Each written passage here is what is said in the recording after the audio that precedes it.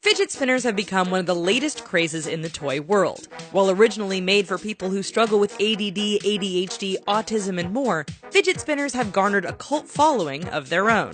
If you don't want to shell out the money to buy one, you can always make your own with household items. Here are the best fidget spinner hacks you need to try. If you're looking for a good hack to enhance your video viewing, take a moment to subscribe to our channel. After you click on the red subscribe button, also click on that gray bell so you'll know the moment we upload new videos.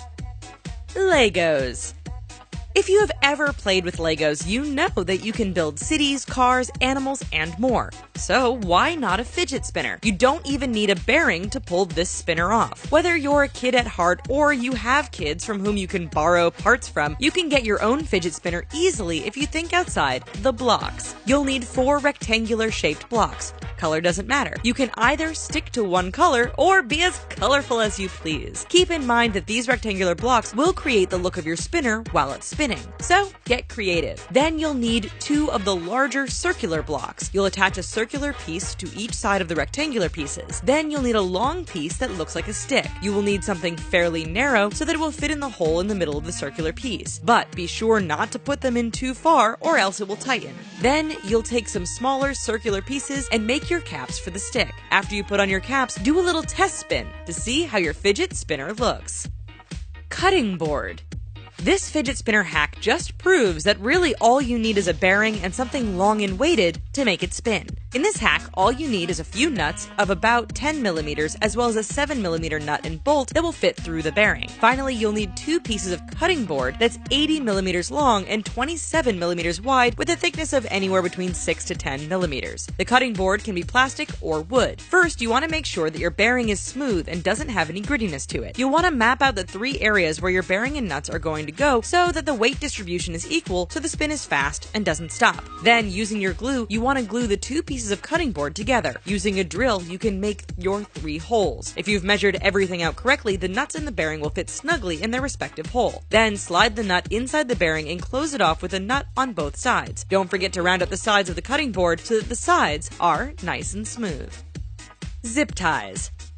Sometimes it's just best to go back to basics and explore the roots of what makes a fidget spinner go round. We all know that below the cool designs, weighted ends, and whatnot, the magic is in the bearing. You can find them in nearly any kind of wheel. Using zip ties may seem like a really weak way to make a fidget spinner, but it is pretty economical, especially if you don't have access to materials to make a body. All you need is a bearing for the middle and 3 bearings to put on the outside to make a triangle. You'll need a few zip ties to hold the spinner together, so the tie is long enough. Then you'll need 2 smaller zip ties to hold in the bearings and keep them from falling out, as well as to make the triangle shape. After you tighten everything up, you can use some super glue to really hold it all together. If you don't want the triangle look, take out one of the bearings. Move the 2 outside bearings to the side, and you can get more of a bar look.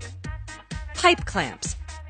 If you have a garage that's full of tools and supplies, there's a good chance that you already have what you need to make this genius spinner hack. If you don't have a garage, the materials can still be found at a reasonable cost that won't break your bank. All you need is a bearing, 2 small elastics, a hot glue gun, 1 big elastic, and 2 pipe clamps. You don't need to be savvy on mechanics or any sort of home repair skills to pull this spinner off. Using your hot glue gun, you can attach the 2 pipe clamps to each end of the bearing. Then take the large elastic and wrap it around the whole thing. Then use the 2 smaller elastics and wrap them around the area where the clamps meet the bearing. If you're wondering what's the point of the elastics, it makes the spinner more durable and gives the hot glue that extra help in keeping everything together. Not only is the spinner pretty easy to make, but it has an industrial look to it. Plus, the materials are cheaper than most fidget spinners you can find either online or in the store.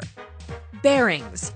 But what if you want that classic triangle look for your fidget spinner and you don't want to use zip ties and yet keep that all-bearing look? All you need is 7 bearings and some super glue. Pick the bearing that you want to be the main spinner. Then pick 3 more bearings that will make the triangle shape of your spinner as well as serve as your weighted ends. Once you figure that out, place the last 3 bearings around the main bearing. What's the point of all this? It will ensure that your 3 ends are in the proper place. With all 6 bearings around the main bearing, place a dot of super glue in between between the main bearing and each of the 3 bearings that will be attached around the sides. Take away the 3 extra bearings and you'll be left with a lovely triangle-shaped spinner, all made from bearings. It almost has a meta kind of feel to it, making a fidget spinner out of the very thing that makes it spin. If you're tripping out right now, we're about to blow your mind with much, much more. A recent survey of 200 of the largest schools in the US found that a certain percentage of schools have banned fidget spinners. What is that percentage? Find out the answer at the end of this video. Dimes and foam boards.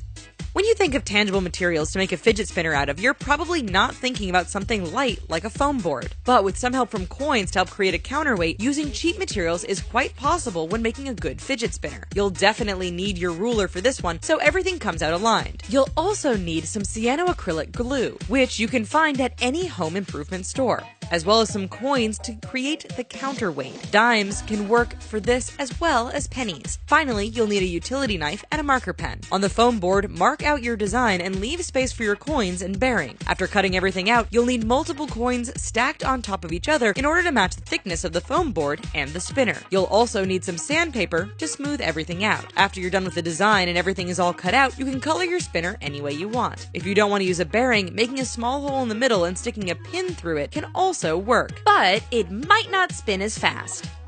Craft sticks.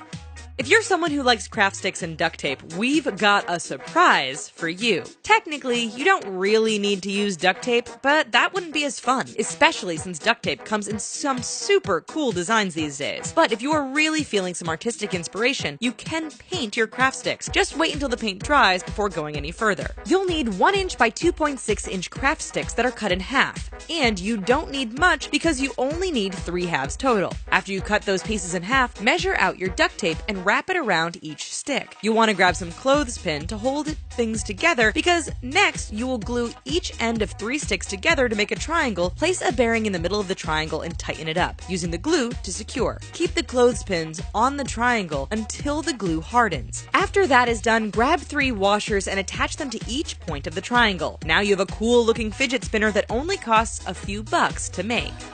Polymer clay.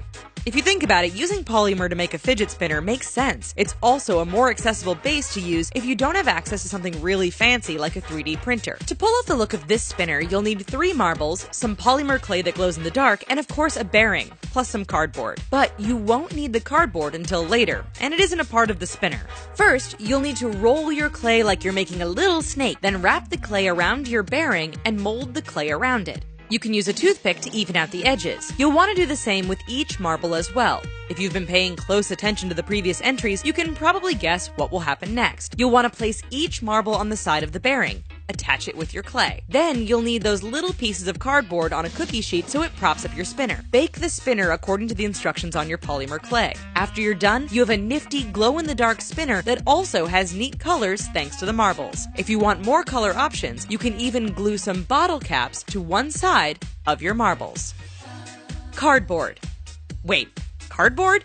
Yep, you can make a fidget spinner out of one of the cheapest materials in the world. You probably have a piece of cardboard lying around in your home right now. You can trace a fidget spinner using one you already own, or you can design one yourself. Just make sure you have space for the weighted ends and an area for the bearing. Cut out your design. You'll also need to cut out 2 circles to put over the middle. Once you have done that, poke a hole in the middle that is slightly bigger than a toothpick. Why? Because you'll be using that toothpick as the bearing. Once you've done that, then poke a hole in the middle of the 2 circles, which will serve as another part of your bearing. Poke the toothpick through so it is piercing the circle on one side, the middle, and the circle on the other side. Cut the toothpick so it's the correct length, because you'll be holding the toothpick as you make your cardboard spinner go. You might also want to put a piece of putty on the ends so that you're not stabbing the tips into your fingers. You can also put pennies on the ends to give it some weight for a super fast spin. K'NEX. We first met K'NEX around 1992, and while they seemed to be in direct competition with Lego, they were unique and all their own.